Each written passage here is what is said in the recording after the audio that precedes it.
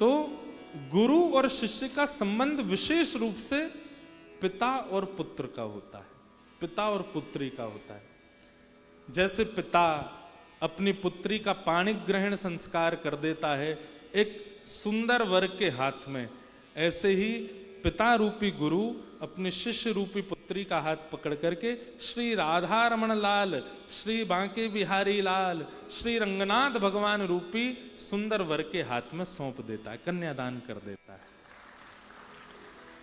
तो एक प्रकार से अभी पिछले 3 दिनों में आपका जन्म हुआ है, अब हम आपके पिता हैं। अब जैसे ही आप ब्याह के योग्य हो जाओगे तो ठाकुर जी ऐसे कोई अनुग्रह करेंगे, किसी वाणी से, किसी भाव से, किसी कथा के प्रसंग से आपका विवाह ठाकुर जी से हो जाएगा। ठाकुर जी आपको हमेशा के लिए स्वीकार कर लेंगे। तो भगवान कहते हैं मेरी दूसरी कृपा है कि जीवन में गुरु का प्राप्त हो जाना, और वो गुरु भी परंपरा से हो। ऐसा गुरु नहीं, हमें गुरु दीक्षा देने के लिए 10 साल लग गए। 10 साल में भी पहले दिन जब यहां दीक्षा देने आए थे तो हाथ पांव कांप रहे थे, मैंने कैसे देंगे भैया दीक्षा, शिष्य कैसे बनाएंगे। लेकिन जैसे ही रामानुज गुरु जी का स्मरण किया, अपनी परंपरा का स्मरण किया, तब मानो मन में एक मानो जैसे आवाज जैसी आई, बोले तू थोड़ी दीक्षा दे रहा है, तू थोड़ी, तेरा इतना भजन ही नहीं कि तू दे सबको, तेरे पीछे कितनी बड़ी परंपरा है। श्री वैष्णव रामानुज परंपरा कम से कम 1500-2000 वर्ष पुरानी है, और इन 2000 वर्षों में जितने आचार्य हुए वो सब आचार्य हमारे पीछे खड़े हैं, उन सबकी कृपा आपको प्राप्त हो रही है, हम तो कुछ नहीं है। श्री रामानुजाचार्य जी का भजन का बल, श्री यामुनाचार्य जी का भजन का बल, श्री सटकोप स्वामी का भजन का बल, आलवारों का भजन का बल जो हमारे आचार्य परंपरा के हैं, उनका भजन बल आपको मिल रहा है। आप कहेंगे कि भजन बल हमको मिलेगा, इसका क्या प्रमाण? हम हैं प्रमाण, हमसे बड़ा प्रमाण कौन मिलेगा आपको?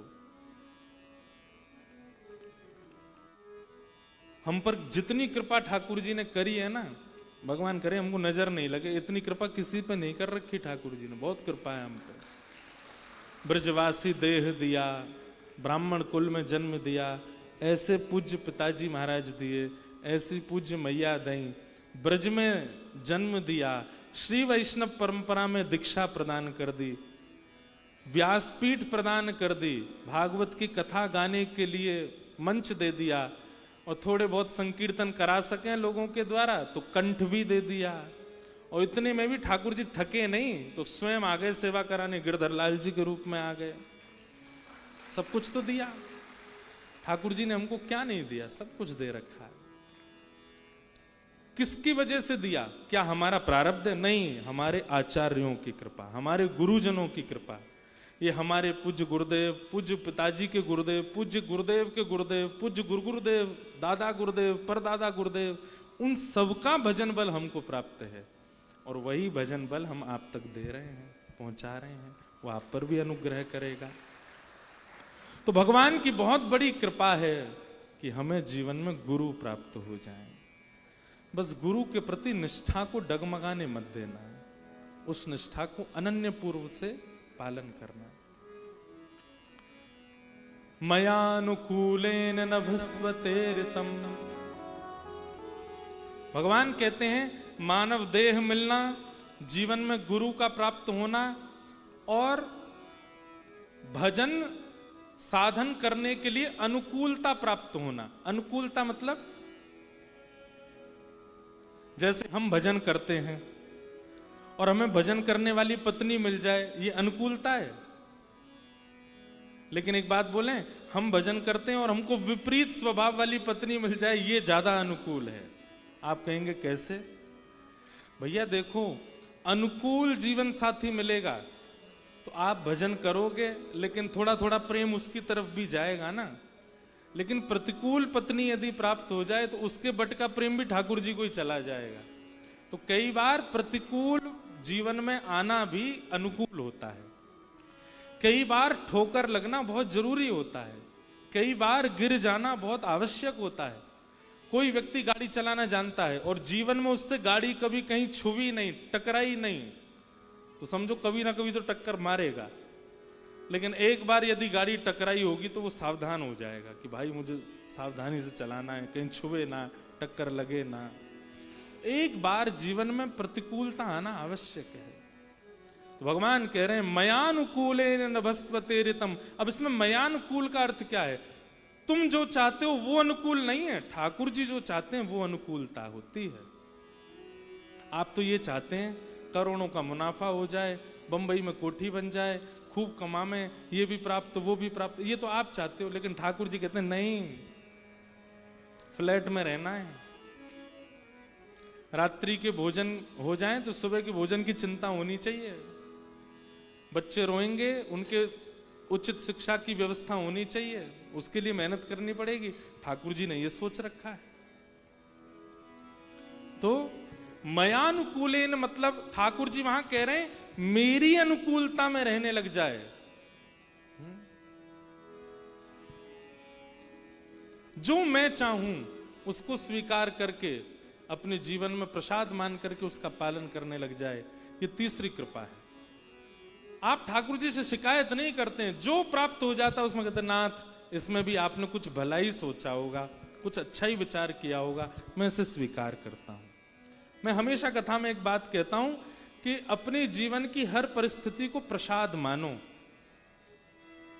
जीवन का हर क्षण प्रसाद है। प्रसाद के प्रति हमारी निष्ठा कैसी होती है? एक बूंद भी अगर गिर जाता है ना तो पृथ्वी से हम उठा के पा लेते हैं, क्यों? प्रसाद है। प्रसाद के प्रति इतना हमारा भाव होता है। तो अपने जीवन को ही प्रसाद मान लीजिए, तो हर क्षण उसमें होने वाली हर घटना उसको प्रसाद मानो। ठाकुर जी शायद कुछ दिखाना चाहते हैं, कुछ बताना चाहते हैं, इसलिए ऐसा कर रहे हैं। अपनी जीवन की हर स्थिति को प्रसाद मानने लग जाओ, भगवत कृपा मानने लग जाओ। भगवान कहते हैं ये मेरी तीसरी कृपा है कि उसके चित्त में ये भाव आता है कि जो हो रहा है सब अच्छा है। मैं एक भाव गाता हूं कथा में। हो मारा गिरधर लाल थारो नचायो नाचू रे, मारा गिरधर लाल थारो नचायो नाच। खोल के दो।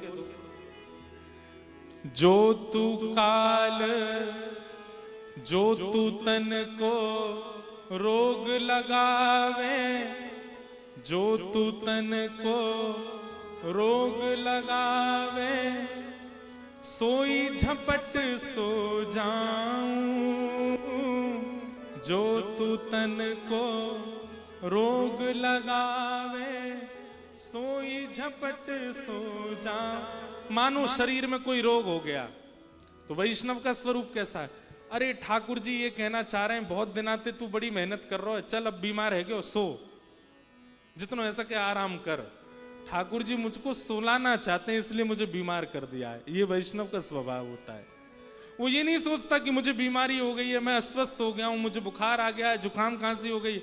अरे ठाकुर जी को मेरी चिंता हो रही है, वो ये विचार कर रहे हैं बहुत दिन आते भाग रहो लाला, चलने एक बीमार है कि सो जा। या हमारे ठाकुर जी ने बीमारी लगा दी है। जो तू तन को रोग लगावे, सोई झपट सो जाऊं। और जो तू काल रूप बन आवे, जो तू काल रूप बन आ, मैं लपक गोद में आऊं हाऊं। मारा गिरधर लाल थारो नचायो नाचू रे, मारा गिरधर लाल थारो नचायो नाचू, मारा गिरधर लाल थारो नचायो नाचू रे, मारा गिरधर लाल थारो नचायो नाचू। जा रंगरा कपड़ा पहरावे, वैसो ही रूप बनाऊं। जा रंगरा कपड़ा पहरावे, वैसो ही रूप बनाऊं। जा रंगरा कप